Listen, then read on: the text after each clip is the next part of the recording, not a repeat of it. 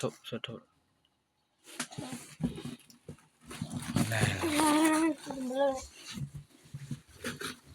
ချင်းတော့ပြီ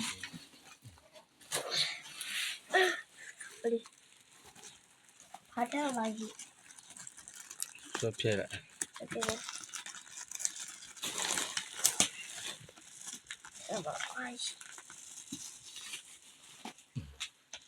အသားအတွက်လည်းမမီကမီဝယ်ပေးတာ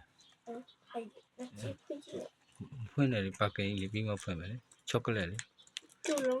ကြည့်တယ်ဘလို့လဲကြည့်တယ်အဲ့ဒါဟို ready made ကြီးလေးတားပြီးမှဖွင့်မယ်နော်ဟုတ်လေဟိုတော့ထပ်ထုတ်လိုက်အောင်ဟုတ